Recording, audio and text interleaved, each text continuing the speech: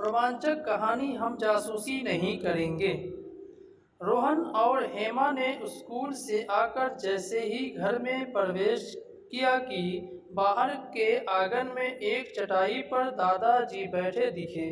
उन्होंने किसी काम में तल्लीन देखकर दोनों ने ठिठक कर वहीं रुक गए। हेमा ने कुछ कहना चाहा तो रोहन ने होठों पर उंगली रखकर चुप रहने का इशारा किया। दोनों आंगन में रखी कार के पीछे छुपकर ये जानने का प्रयास करने लगे कि चटाई पर बैठे दादाजी आखिर क्या कर रहे हैं। उन्होंने ध्यान से देखा कि दादाजी ने डस्टबिन का कचरा एक अखबार के ऊपर पलट रखा है और उस कचरे में से कुछ सामान बीन बीन कर वे एक स्टील की प्लेट में रखते जा रहे हैं। डस्टबिन वहीं बगल में लुढ़की पड़ी है। हेमा ने धीरे से पूछा कि दादाजी ये क्या कर रहे हैं। दादाजी शायद कचरे में से ऑलपीन बीन रहे हैं। रोहन धीरे से बोला, स्टील के प्लेट में ऑलपीन गिरने से हल्की सी खन की आवाज़ आ रही थी। फिर बच्चों ने देखा कि दादाजी पुरानी कॉपियों के फटे पन्ने भी उठाकर उनकी तह ठीक करके एक के ऊपर रखते जा रहे हैं। हेमा ने दादाजी को टोकना चाहा, किंतु रोहन ने फिर उसे रोक दिया। आज हम छुप कर देखेंगे कि आखिर दादाजी इन ऑलपीनों और पुराने पेजों का क्या करने वाले हैं। रोहन ने देखा कि दादाजी डस्टबिन के उस कचरे में से स्टेपलर पिन के बचे हुए टुकड़े भी प्लेट में रख रहे हैं। दोनों बच्चे धीरे से कमरे के भीतर आ गए, जैसे उन्होंने कुछ भी नहीं देखा हो। उन्होंने ठान लिया था कि आज दादाजी की जासूसी करके ही रहेंगे। भोजन के बाद दादाजी अपने कमरे में चले गए और पुरानी कॉपियों के फटे पुराने पन्नों को कैंची से काट कर सुडौल आकार देकर चौकोर बनाने में जुट गए। बच्चों ने बाहर की खिड़की में अपना अड्डा बना लिया था, जहां से दादाजी साफ दिखाई दे रहे थे। रोहन और हेमा इधर उधर की बातें करते रहे, कभी स्कूल की, कभी अपने अपने टीचर की, ताकि दादाजी को आभास न हो सके कि उन पर नज़र रखी जा रही है। 1 घंटे के भीतर उन्होंने कागज़ की छोटी छोटी 8-10 कॉपियाँ बना ली थी और स्टेपलर से पैक कर लिया था। कहीं कहीं ऑलपीनों का भी उपयोग कर लिया था। दोनों बच्चे उत्सुक थे कि देखे दादाजी इन कॉपियों का क्या करते हैं। फटे पुराने कागज़ तो डस्टबिन से निकालकर नगर पालिका की कचरा गाड़ी में डालने के लिए होते हैं।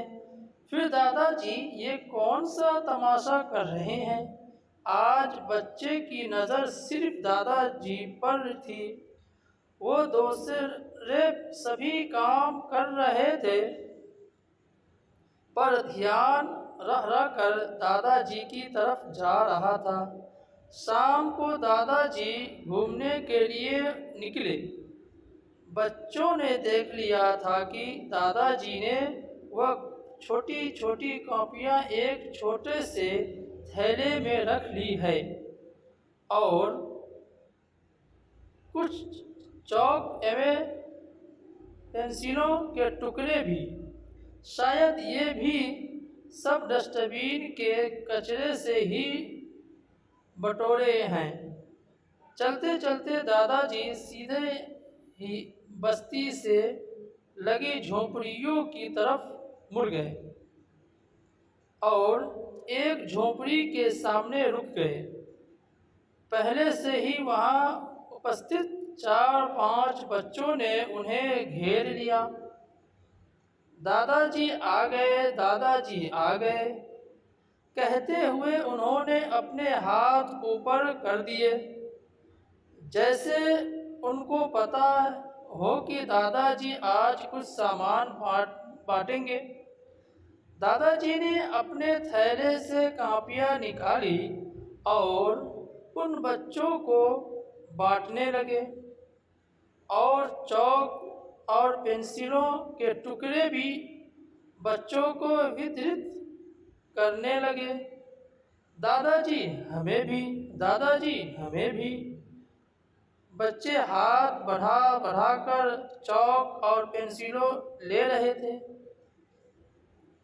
दादाजी हंसते हुए सामान बांटकर प्रसन्न हो रहे थे। अचानक रोहन और हेमा, जो उनका चुपके चुपके पीछा कर रहे थे, उनके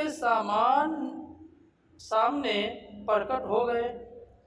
हेमा जोर से चिल्लाई, दादाजी। रोहन भी जोर से चिल्लाया, दादाजी आप यहाँ क्या कर रहे हैं? दोनों को अचानक सामने पाकर दादाजी चौंक रह गए, फिर ठहाका मारकर हंसने लगे। हाँ, तो तुम लोग दादाजी का पीछा कर रहे थे। उन्होंने हंसते हंसते रोहन का कान पकड़ लिया। दादाजी, हम लोग जानना चाहते थे कि आप कचरे में से क्या एकत्रित करते हैं और आज आपकी पोल खुल गई। दादाजी, आप फटे पुराने कागज क्यों इकट्ठे करते हैं? ये कचरा तो बाहर फेंकना चाहिए। हेमा ने कहा, नहीं बेटी, दुनिया में प्रत्येक चीज़ की कीमत होती है। जो सामान हम बेकार समझकर फेंक देते हैं, वह दुनिया के सैकड़ों हजारों बच्चों के काम आ सकता है। ऐसे कितने बच्चे हैं जो थोड़ा सा भी सामान बाजार से नहीं खरीद सकते हैं। कहते हैं, बूंद बूंद से सागर भर जाता है। ऐसे ही फेंके जाने वाले तथाकथित फालतू सामान से न जाने कितने बच्चों का भविष्य बन सकता है। एक एक ईंट जोड़कर मकान बनता है। तिनके तिनके से रस्सी बन जाती है। वह बड़े बड़े वजनी सामान को उठा लेती है। वैसे ही ये छोटे छोटे वेस्टेज देश दुनिया की बड़ी आबादी के काम आ सकते हैं। रोहन, तुमने जो कापियाँ गुस्से में फाड़ दी थी, उनको काम लायक बनाकर मैंने इन बच्चों में बांट दिया। देखो कितने खुश हैं ये बच्चे। स्टेपलर, पिन के टुकड़े, चौक, पेंसिलें तुम लोग रोज फेंकते हो। देखो आज किसी के काम आ रही है। रोहन बोला, सॉरी दादाजी, हम लोग छोटे हैं, ये सब नहीं जानते, हमको माफ़ कर दो। दादाजी आगे से ऐसी गलती नहीं करेंगे। और हमारी जासूसी, जोर से